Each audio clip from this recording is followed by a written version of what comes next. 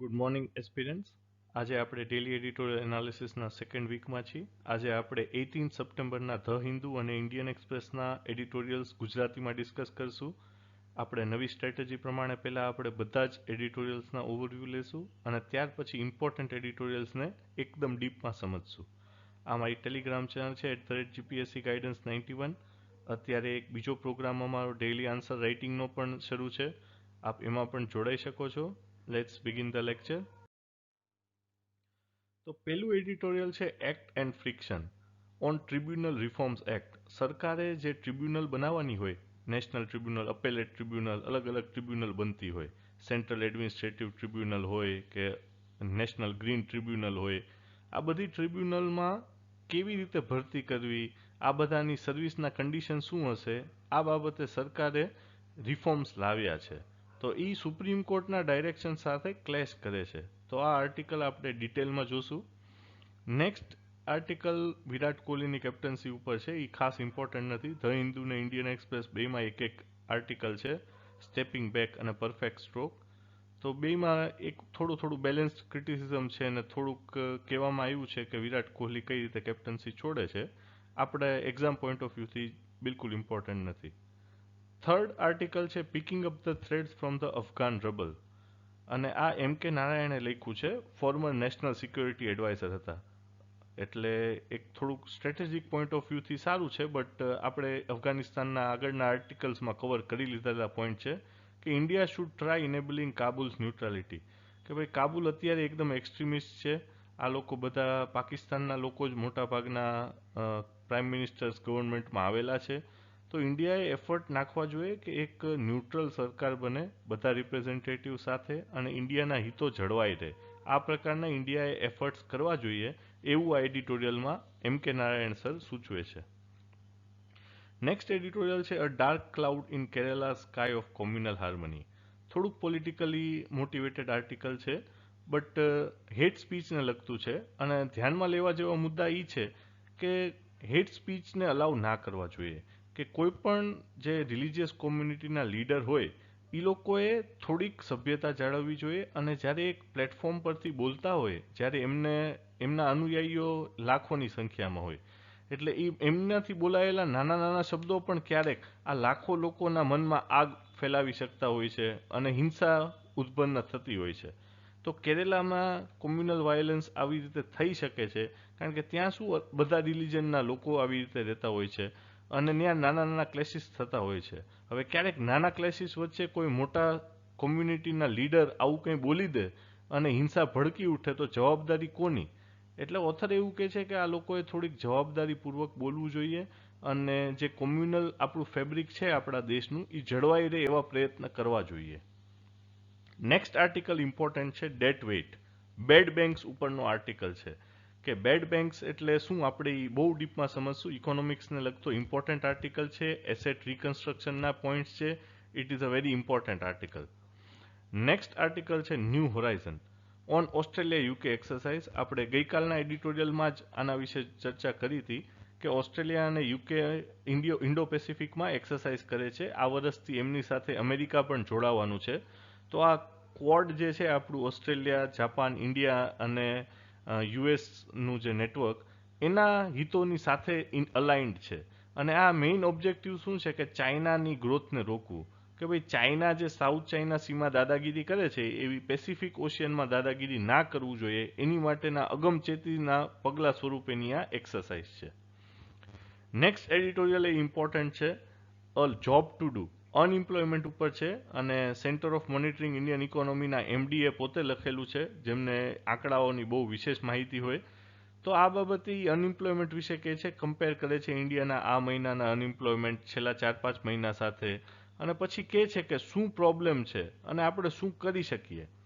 અને last article છે breaking the glass walls. Glass ceiling in STEM. STEM એટલે science, technology, engineering અને mathematics.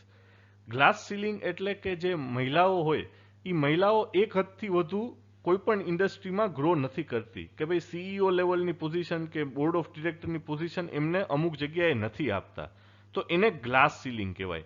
કે એવી ઇન્ડસ્ટ્રી હોય જ્યાં મહિલાઓ CEO ના બની શકે, કે એમને એવા કોઈ લો ના હોય કે આને ના બનાવી શકાય, બટ યુઝ્યુઅલી ખાલી મેનને જ તે એમડી કે સીઈઓ બનાવતા હોય છે. તો સ્પેસિફિકલી જે સ્ટેમ હોય કે સાયન્સ, ટેકનોલોજી, એન્જિનિયરિંગ, મેથેમેટિક્સ, આ બધામાં સ્પેસિફિકલી મહિલાઓને એટલી ઉપરની ટોપ લેવલ પોઝિશન્સમાં બહુ ઓછા જોવા મળે છે. તો આપણા ઓથર છે અનુ રઘુનાથન, એ સિનિયર સાયન્ટિસ્ટ છે. તો એ એક્સપિરિયન્સ શેર કરે છે કે આપણે આ ગ્લાસ વોલ બ્રેક કરવો પડશે કે ભાઈ જો મહિલાઓ જે 50% આપણી પોપ્યુલેશન છે એ લોકોને પણ ટોપ લેવલે કે સિનિયર સાયન્ટિફિક લેવલે કે સિનિયર મેનેજમેન્ટ પોઝિશન પર આ બધી ફિલ્ડ્સમાં સિનિયર રિસર્ચમાં મળવું જોઈએ. એટલે એ બાબતનો આ એડિટોરિયલ છે. તો હવે આપણે ડીપમાં ઇમ્પોર્ટન્ટ એડિટોરિયલ્સ સ્ટડી કરશું. પેલું એડિટોરિયલ એક્ટ એન્ડ ફ્રિક્શન કે ન્યૂ ટ્રિબ્યુનલ રિફોર્મ્સ એક્ટ છે. તો જાણવા જેવી બાબત એ છે કે પહેલા સરકારે આનો એક ઓર્ડિનન્સ લાવ્યા હતા કે નેશનલ ટ્રિબ્યુનલ રિફોર્મ ઓર્ડિનન્સ. એ વટહુકુમ સરકારે પાસ કરી દીધો. સુપ્રીમ કોર્ટે એના મોટાભાગના પ્રોવિઝન સ્ટ્રક ડાઉન કરી દીધા કે ભાઈ આ કોન્સ્ટિટ્યુશનલ નથી અને આ ખોટી રીતે તમે અપોઇન્ટમેન્ટ કરો છો અને આવી રીતે સર્વિસ કન્ડિશન ના રાખી શકાય. સુપ્રીમ કોર્ટે એના પોઈન્ટ સ્ટ્રક ડાઉન કરી દીધા. હવે સરકારે ઓર્ડિનન્સના બદલે નવો એક્ટ જ લાવે છે. હવે અને એમાં એ બધા પોઈન્ટ્સ નાખ્યા છે પાછા. એટલે સુપ્રીમ કોર્ટે જે અમુક પ્રોવિઝન્સ કાઢી નાખ્યા હતા એ સરકાર ફરીથી એક્ટમાં લાવે છે, જે પાર્લિયામેન્ટની મંજૂરી સાથે લાવે છે. તો એક વસ્તુ તો આ સુપ્રીમ કોર્ટ સાથે ક્લેશ થયો. બીજી વસ્તુ, આ act undermines autonomy of tribunal. Autonomy એટલે શું કે ભાઈ એની સ્વાયત્તતા અફેક્ટ થશે કે ભાઈ ટ્રિબ્યુનલમાં સરકાર કે એ લોકોની નિમણૂક થશે તો એ કેટલી હદે સ્વાયત્ત હોઈ શકે. ભાઈ તમારી નિમણૂક હું કરું કે ભાઈ તમને આ નોકરીએ હું રખાવું છું, પછી હું તમને કોઈ કામ આપું તો તમે થોડી ના પાડી શકવાના હોય. એને કહેવાય અંડરમાઇનિંગ ઓટોનોમી. એટલે હાલમાં શું થઈ રહ્યું છે તો કે ભાઈ જે અપોઇન્ટમેન્ટ બોડીઝ હોય એ એક સિલેક્શન લિસ્ટ બહાર પાડે કે ભાઈ આટલા લોકોમાંથી તમે આની નિમણૂક કરો, પરંતુ સરકાર એ સિવાયની બહાર જે કોઈ વેઇટિંગ લિસ્ટમાં હોય કે એવા લોકોની નિમણૂક કરી દેતી હોય છે. હવે સરકાર ગમે એને પોતાની મરજી પ્રમાણે જો ટ્રિબ્યુનલમાં ફિટ કરે તો પછી એ વ્યક્તિ સરકારને ના ન પાડી શકે. આવું એડિટોરિયલના ઓથરનું ઓપિનિયન છે.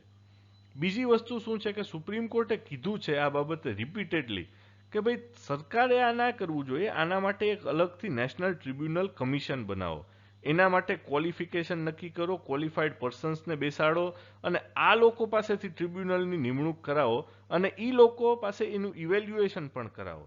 પછી એક બે માઇનર ઇન્સિડન્ટ્સ પણ બતાવ્યા છે કે જ્યારે સરકારે કોઈ ટ્રિબ્યુનલમાં એમના એક જજને બેસાડવા હતા અને કોઈ ઇમ્પોર્ટન્ટ કેસના હિયરિંગ માટે બીજા કોઈને રિટાયર કરવા હતા, ત્યારે સુપ્રીમ કોર્ટે ત્યારે પણ ક્લેશ કર્યું હતું. તો ત્યારે તો નાનો એવો ઇસ્યુ હતો એટલે સમાધાન થઈ ગયું હતું કે જે બીજા નવા જજ હતા એમને 10-15 દિવસ રજા ઉપર ઉતારી દીધા હતા. બટ ઓથર કહે છે કે આવું ના થવું જોઈએ એમ, કે તમે એક વ્યવસ્થિત અપોઇન્ટમેન્ટ ફોર્મ્યુલા બનાવો. તમારે ટ્રિબ્યુનલ પણ એક ઇમ્પોર્ટન્ટ ભાગ છે આપણા દેશના ગવર્નન્સનો. તો આ બાબતે ડિટેલમાં નેશનલ ટ્રિબ્યુનલ કમિશન પાસેથી રિપોર્ટ્સ લઈને આગળ પ્રોસેસ થવી જોઈએ. એમનેમ સરકાર કે એવી રીતે ના થવું જોઈએ. આ હતું આ એડિટોરિયલમાં. Next editorial on debt wait, bad banks ઉપર છે. તો પહેલા સમજી બેડ બેંક્સ એટલે શું ને એની પહેલા સમજવું પડશે બેડ લોન એટલે શું. તો તમે મિત્રો જાઓ બેંકમાં અને બેંક પાસેથી તમે 10 લાખની લોન લીધી.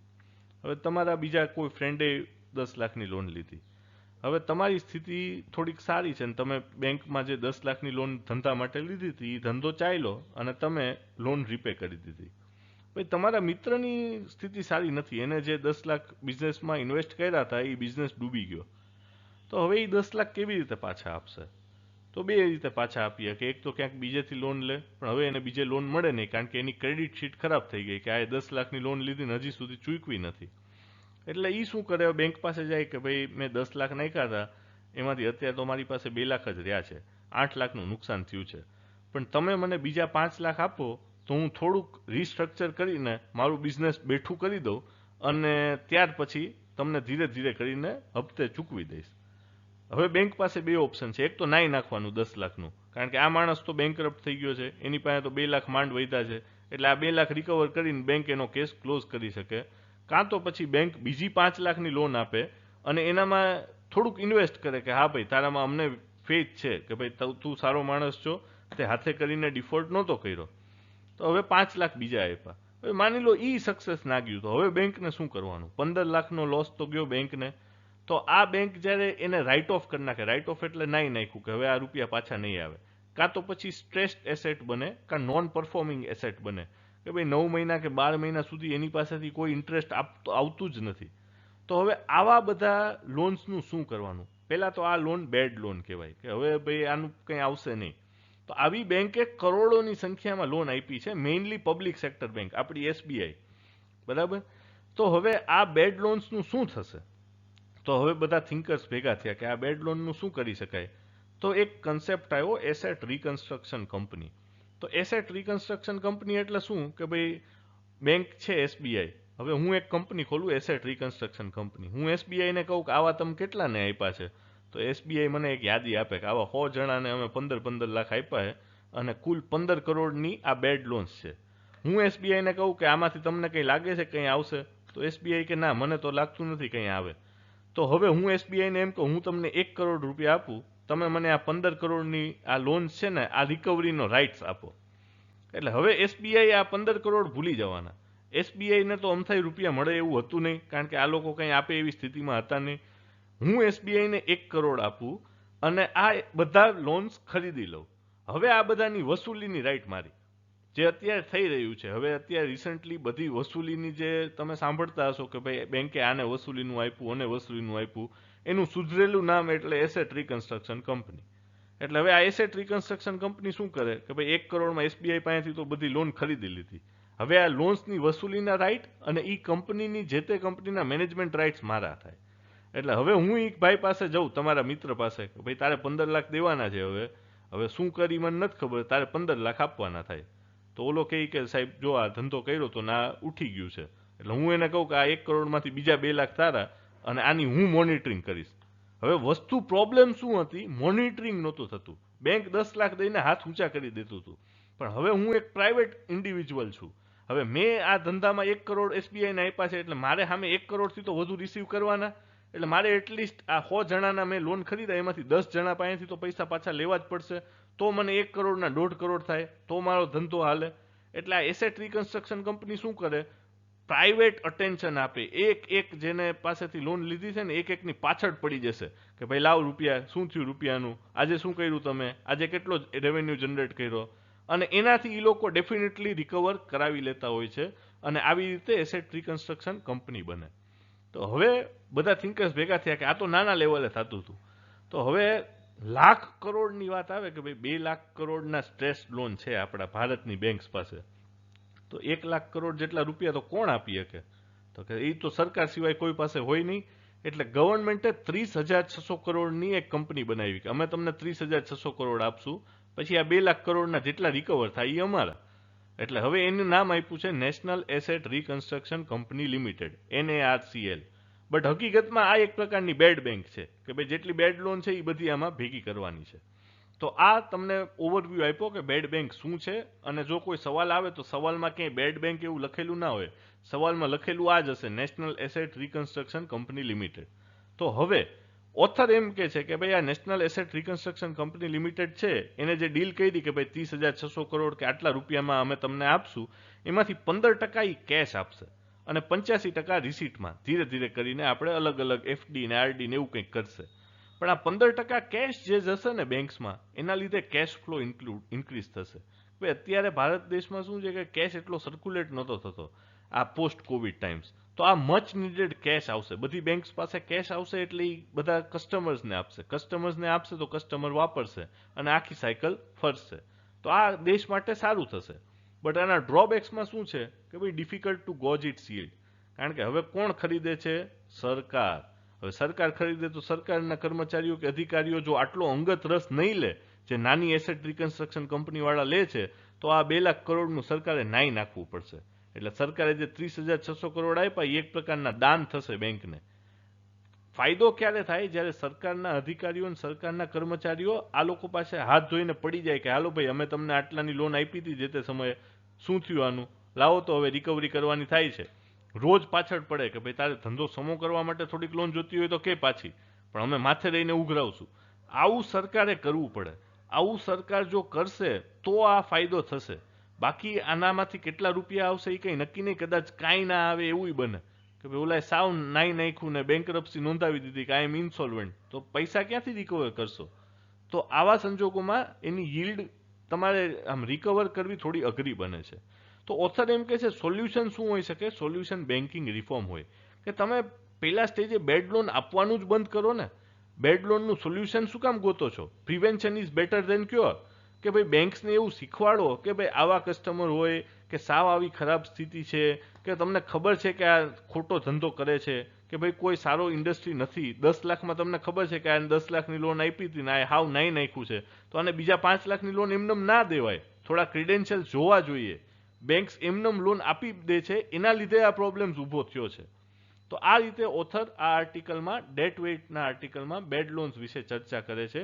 ઇકોનોમિક્સના કોઈ સવાલમાં તમે આનો ઉલ્લેખ કરી શકો છો, અથવા તો ઇન્ટરવ્યૂ માટે પણ તમારી એક બેસિક સમજ હોવી જોઈએ કે બેડ બેંક શું છે, એસેટ રિકન્સ્ટ્રક્શન શું છે અને શું બેન્કિંગ સેક્ટરમાં પ્રોબ્લેમ્સ છે. નેક્સ્ટ આર્ટિકલ છે જોબ ટુ ડુ. આ આર્ટિકલ મહેશ વ્યાસ સરે લખ્યો છે, જે સેન્ટર ઓફ મોનિટરિંગ ઇન્ડિયન ઇકોનોમીના એમડી છે. તો પહેલા એ આંકડાઓથી ચાલુ કરે છે કે ભાઈ ઓગસ્ટ 2021માં અનએમ્પ્લોયમેન્ટ રેટ 8.3% છે, જે જુલાઈમાં 7% હતો, એટલે અનએમ્પ્લોયમેન્ટ વધી રહ્યો છે. તો એ એક ચિંતાનો વિષય છે. ત્યાર પછી ઓથર ફિલિપ્સ કર્વનો મેન્શન કરે છે. ફિલિપ્સ કર્વ એટલે શું કે inflation is inversely proportional to unemployment. Inflation જેમ વધશે એમ અનએમ્પ્લોયમેન્ટ ઘટશે. આવું એક ફિલિપ્સ નામના ઇકોનોમિસ્ટે એક ફોર્મ્યુલાથી સાબિત કર્યું હતું by research in various countries. કે એને શું કર્યું, બધા દેશના ઇન્ફ્લેશન સ્ટડી કર્યા અને એમના અનએમ્પ્લોયમેન્ટના દર જોયા. તો કે ભાઈ જ્યાં ફુગાવો વધુ છે ને ત્યાં બેરોજગારી ઓછી છે, અને જ્યાં ફુગાવો ઓછો છે ત્યાં બેરોજગારી વધુ છે. આ પ્રકારનું એને એક ઇક્વેશન આપ્યું, જે ઘણી હદે સાચું વર્લ્ડ ઇકોનોમીઝમાં સાબિત થાય છે. તો ઓથર કહે છે કે અનએમ્પ્લોયમેન્ટને ધ્યાનમાં લઈને તમારી નવી ઇકોનોમિક પોલિસીઝ બનવી જોઈએ. બીજો ઓથર પ્રોબ્લેમ એમ કહે છે પ્રોબ્લેમ સપ્લાય સાઇડ છે, કે ભાઈ નવી જોબ્સ બનતી જ નથી. અને નવા તમે જેમ કે એન્જિનિયર હોય તો ભાઈ દર વર્ષે ગુજરાતમાં 40,000 થી 50,000 એન્જિનિયર બહાર પાડો છો, તો એટલી સામે 50,000 નોકરી આવે છે? નથી આવતી. જોબ્સ ક્રિએટ નથી થતી, એ ઇશ્યુ છે. બીજો પ્રોબ્લેમ શું કહે છે કે હવે આ કોરોના પછી શું થયું કે બધા વર્કર્સ મેન્યુફેક્ચરિંગની જોબ મૂકીને એગ્રીકલ્ચરની જોબમાં જાય છે. તો આ તો રિવર્સ થઈ ગયું કે ભાઈ એગ્રીકલ્ચરમાંથી મેન્યુફેક્ચરિંગમાં આવવાનું હતું, અને મેન્યુફેક્ચરિંગમાંથી એગ્રીકલ્ચરમાં જાય એનો મેઇન ડ્રોબેક શું છે? તો એગ્રીકલ્ચર ઓલરેડી હેઝ ડિસગાઇઝડ અનએમ્પ્લોયમેન્ટ. કે ભાઈ ખેતીમાં જે 2 જણાથી જે કામ થતું હતું ત્યાં ઓલરેડી 8 જણા છે, હવે ત્યાં 12 જણા આવશે, પણ આઉટપુટ તો એ જ રહેશે ને, જે 2 જણા કરીને ખેતી કરી શકતા હતા. હવે ત્યાં 12 જણા જશે તો આઉટપુટ કે પ્રોડક્ટિવિટીમાં તો કોઈ ઇન્ક્રીઝ નથી થવાનું. તો આ રીતની ઓથર કન્સર્ન રેઝ કરે છે કે ભાઈ આના વિશે સરકારે થોડીક પોલિસી બનાવવી જોઈએ. સરકારનો જ આ કામ આવે કે મેઇન જોબ ટુ ડુમાં શું છે, સરકાર એમ કે ભાઈ સ્ટાર્ટઅપ ઇન્ડિયા કે પ્રાઇવેટ સેક્ટર બધાને રોજગારી આપે, પણ એના માટે એક વાતાવરણ તો સરકારે જ ફેસિલિટેટ કરવું પડશે. પ્રાઇવેટ સેક્ટર આપણા દેશમાં એટલું બધું ગ્રો નથી થયું કે એ આખા દેશમાં બધાને રોજગારી આપી શકે. તો એક તો સરકારે પબ્લિક સેક્ટરમાં જોબ્સ ઇન્ક્રીઝ કરવી પડે, બીજું સરકારે એક વાતાવરણ ફેસિલિટેટ કરવું પડે જ્યાં સ્ટાર્ટઅપ ફ્લરિશ થાય. તો આ રીતના સજેશન્સ ઓથર આ એડિટોરિયલમાં આપે છે, અને અનએમ્પ્લોયમેન્ટ વિશે એક પોલિસી વાઇઝ થોડુંક દેશે વિચારવું જોઈએ, સરકારે એવું સજેશન આપે છે. That would be all four today's lecture. Videos ગમે તો લાઇક શેર સબસ્ક્રાઇબ જરૂર કરજો. બીજા અન્ય એસ્પિરન્ટ સાથે પણ શેર કરજો. વિડીયો સારો લાગે તો બીજા સ્ટડી ગ્રુપ્સમાં પણ શેર કરજો. Thank you and have a good day.